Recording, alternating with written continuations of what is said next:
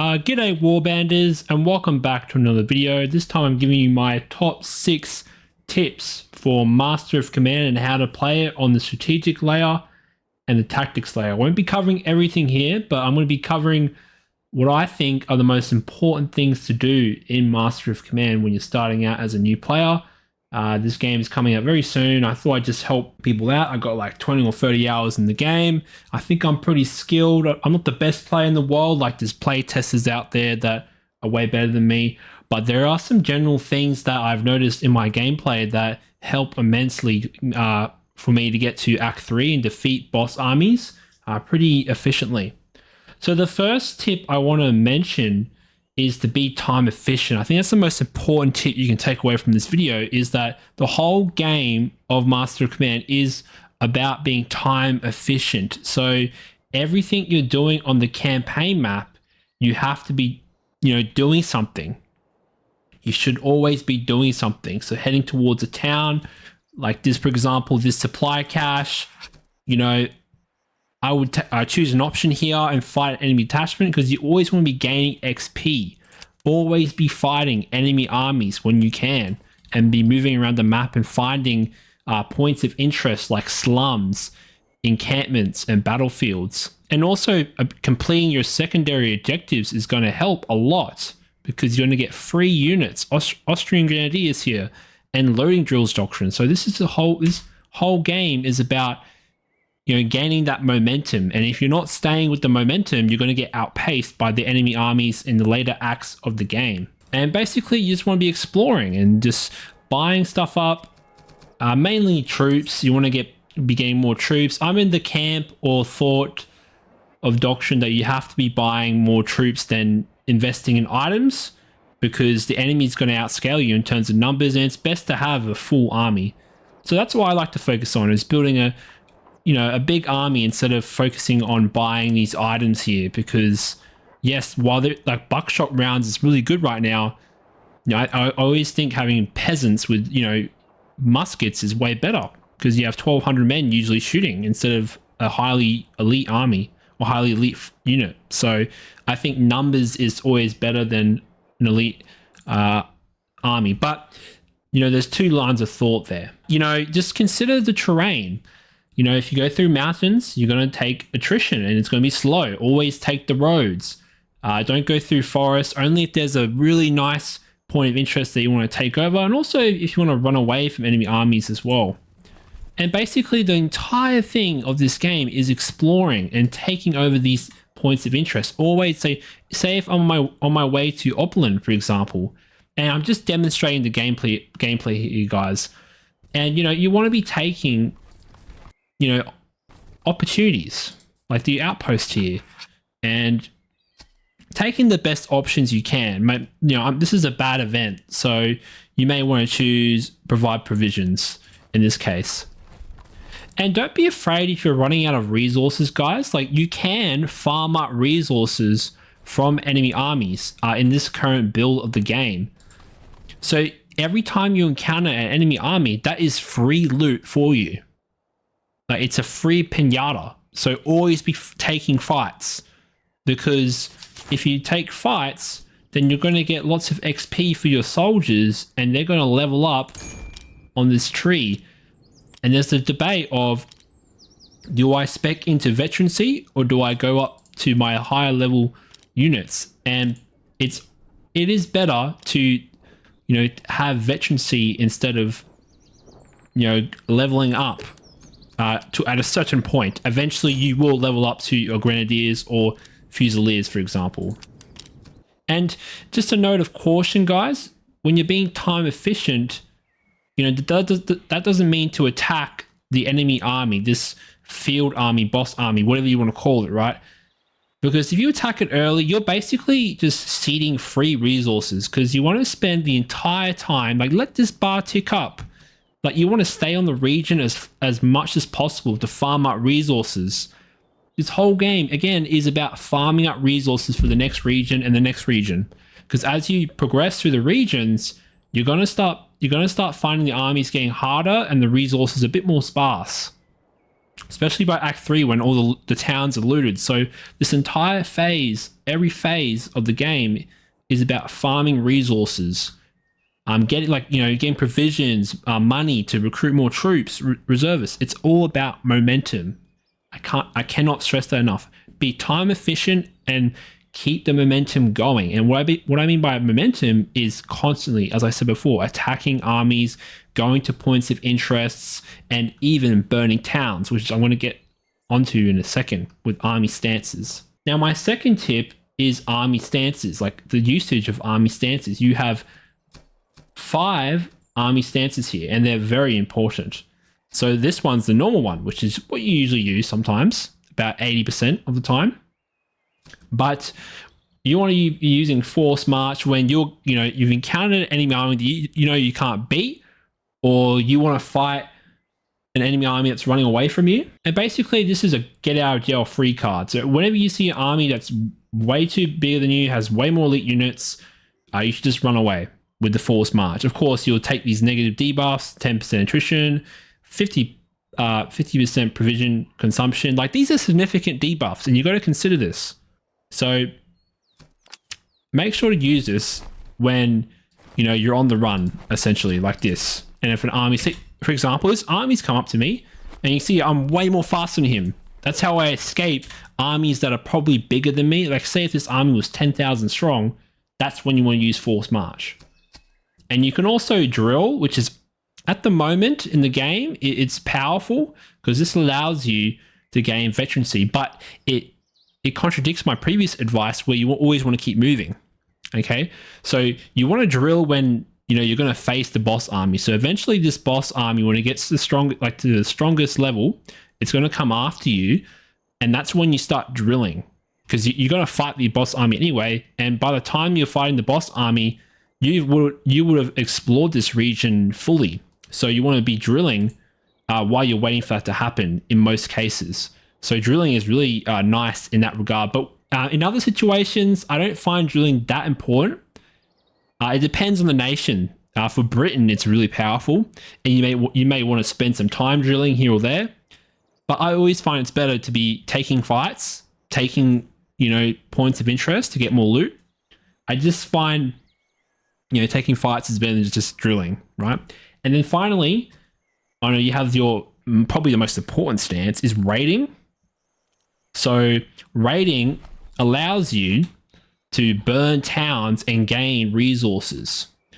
So you gain 3 thalers per regiment in army daily, and take 4 provisions per regiment in army daily from a town. So the more regiments you have, the more money you're able to gather.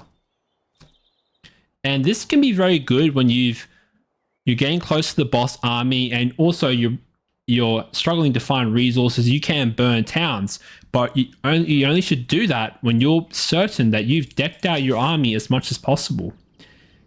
And the game updates, they're going to change the balances, and I think Griffin's going to nerf in the future, but raiding is a powerful tool. And if, say, for example, if you have defeated this boss army, then you would raid these towns, because you're not going to be coming back to this region. Like, who cares? Because right now, if you burn a town and just get free money and free food, like, it doesn't really affect the other towns in this version of the game yet. So the only town that won't like you is the town you're burning. But be aware that you are destroying a place of recruitment, a place of equipment. So just keep that in mind. Once you've sort of exhausted a town, or you're progressing to the next region, that's when you burn towns, as I said before. Just be very selective when you burn towns. It's a powerful strategy, and there's some armies that spec into it, like Cossacks for Russians. Like, they have a pillage stance. And and again, guys, I think this is going to get nerfed. So don't use this as a crutch, this raiding mechanic. And also, I think we have the least powerful stance, which is forage. So basically, if you are running out of food, like desperately, and you can't raid any villages or towns, and you can't find any points of interest like herds that give you food, then that's when you want to use forage. It's especially useful in winter when, you know, you can't get any food, right? And there's no towns nearby, or you've burnt all the towns and you just have nothing, right? So this could save you a little bit. I think it's the least useful. I wish it gave you some provisions, but you know, it's situational. This forage one. I don't think it's that powerful, but tell me in the comments if you think forage is a nice option or not. And now we're moving on to some army management. So basically, when you're kitting out your forces, like I've got here, you know, customizing your troops, think about their role. What is their role? So Grenziers are a light infantry unit, and basically you want to be kitting them out with items that give them, you know, better shooting basically, or more cover like this, or more accuracy or reload speed. So if you want to be speccing out your units, you know, if you're trying to spec out your cav, you want to have some charge items like morale or melee damage, or heavy jackets that do negative 20% melee damage. That is huge for cavalry. That is huge. And also Bibles, negative 10% morale damage. So morale and melee, these are all important things for melee units. So you basically just want to spec items for your melee units, your shooting units, and also having cover items for your line infantry. For example, I have these shepherd axes that give me 15% cover bonuses, and if I was able to find a legendary item, that would be going up way more. So cover is really important. I'll get onto that in a second, but basically you want to be, you know, by the end stages of the game, you'll be buying up items. That is the flow of Master of Command. You'll be buying lots of items by Act 2, Act 3, because by then you'll have a huge army like this. So basically match the right items to the right unit. And now guys, I'm going to give you 3 battle tips that I'm going to try and attempt to showcase here in this battle against another enemy field army in Act 3. And the 3, you know, strategies that I've noticed so far that are the most powerful, for me anyway, this is all my opinion. But the first is you got to use marching columns and attack columns, which is, you know, these, or this is an attack column, but this is a marching column, and this is way faster than a line formation, right?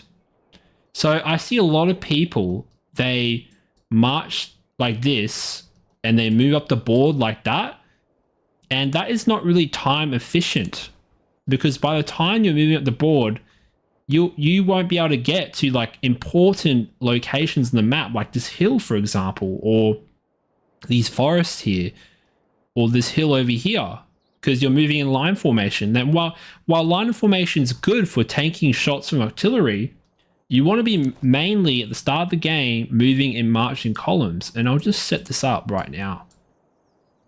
Okay, and don't be afraid if you want to get to locations and just blob up all your units, because there's no downside to blobbing up your units. And I'll just set up what I would do in this situation. So putting all my dudes into a marching column. You don't want to do it too much, because the more you go into marching column, like for example, if I do this, you know, this is more open to enemy artillery. Like it's like artillery is going to do more damage if it's like that. So you got to try and find a balance. Okay, like attack column, marching column, it's way better than just line formation moving up. And you see that a lot on people's gameplay. And also attack columns are very useful for charging. People don't know this, but when you charge with attack columns, you do way more damage. You have way more morale compared to a line formation.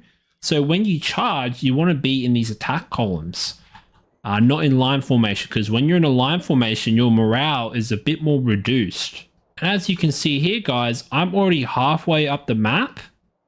Like I'm already at my covered destination, and my opponent, the AI, is still in his spawn marching in line formation. So that's how quick march columns are.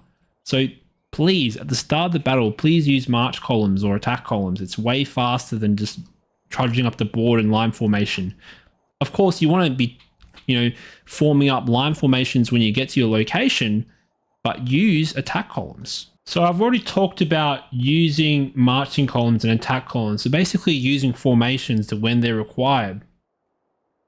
And another thing I want to talk about is to defeat bigger armies, you want to be basically fighting the enemy in piecemeal. As you can see here, the AI is committing like 1 or 2 units or 3 units, and you basically want to be taking these smaller engagements as much as possible, because you're going to be, fighting these larger armies, and having 3 units on 1 will be very beneficial for you.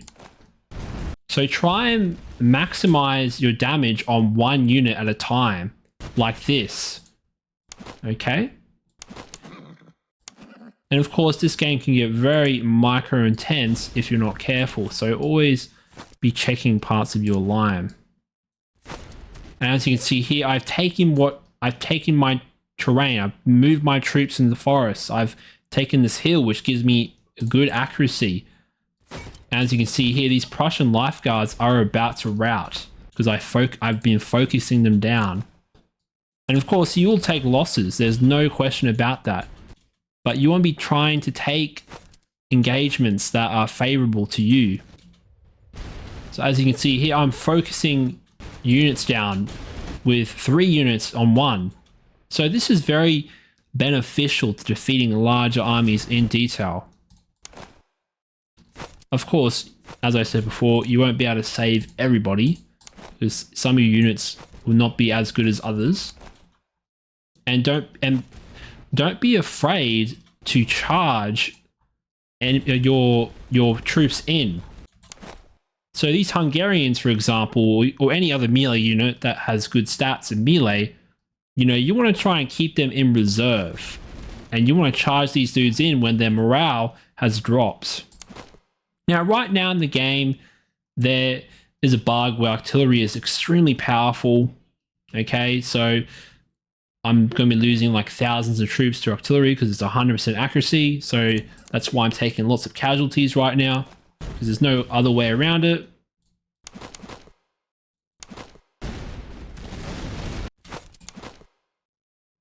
But as you can see here, you don't want to be taking too many engagements where you're outnumbered. Obviously, you can't avoid every engagement because if you fall back, you're going to lose. But try to win in places where you can and just shoot them down, because as you can see here, I got 104 accuracy compared to 55 accuracy. So I'm going to outshoot these enemy infantry with these veteran fusiliers. This is the power of veterancy and leveled up units, is that they're going to be able to just mince these units right now. So let's recap my top 6 tips that I've gone over. Number 1, be time efficient in the campaign layout. So always take fights, always take points of interest, always be farming XP from kills. That is your main priority in the campaign layout.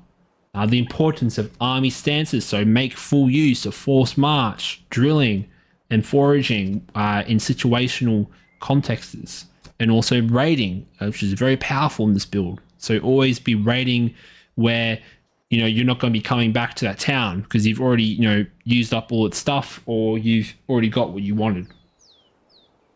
And thirdly, is maxing out your stats and equipment.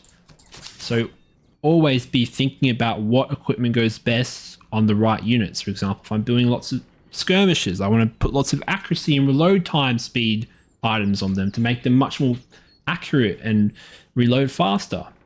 And for the battle tactics, we want to be using marching columns and attack columns to maneuver around our enemy very fast instead of using line formation for everything. And also at the start of the game, we'll be bum rushing cover and using terrain to your advantage. And my most final point, as I said before, is to focus enemy units with multiple units, and don't be afraid to use charges and attack columns to break morale after a couple of volleys.